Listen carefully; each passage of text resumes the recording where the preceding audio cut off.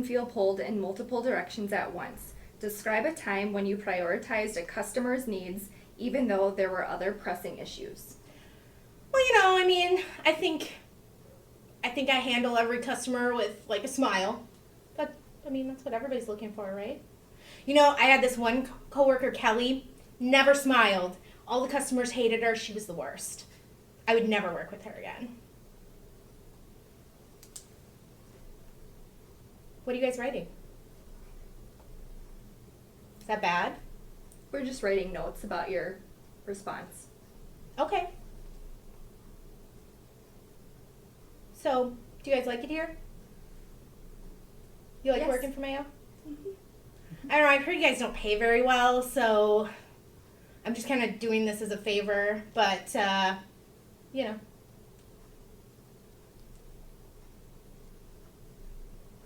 All right, we will just move on to the next question if that's all right. Yeah, totally fine. Okay. In some environments, it's important to follow procedures very closely. Describe something you've done that illustrates your commitment to doing this. Well, I kind of think I already touched on that in the customer service question, so do you guys maybe want to move on to the next one?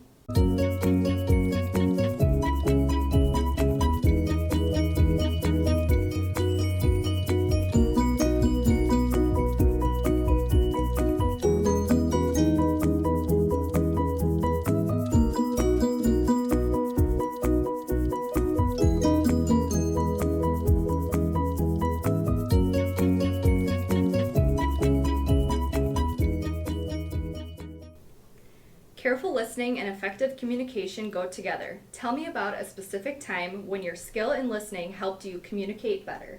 Great. I think communication is key no matter what role you're in. I know in one of my past positions, I was working with the clinical side of things, which obviously operates in a little bit of a different way than human resources.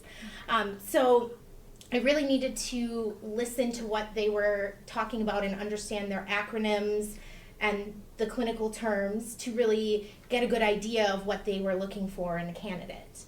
So what I did was I would actually have an intake session with that manager and sit down with them and have them explain in detail what they're looking for someone on their unit.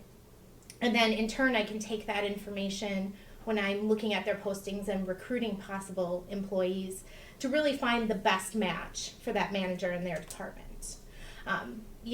There's obviously some differences in the way that we communicate from our different points of view. So really listening actively to the things that they were sharing with me made a huge impact on that candidate pool that I was able to collect. So I'd say as an outcome, we found a great candidate from one of my managers who had exactly the experience that they were looking for. He had worked 5 years in a lab, specifically working on cancer research, and that was exactly the skill set we were looking for. He was a passive candidate, so I was able to reach out to him after I reviewed his resume and saw that his skills matched.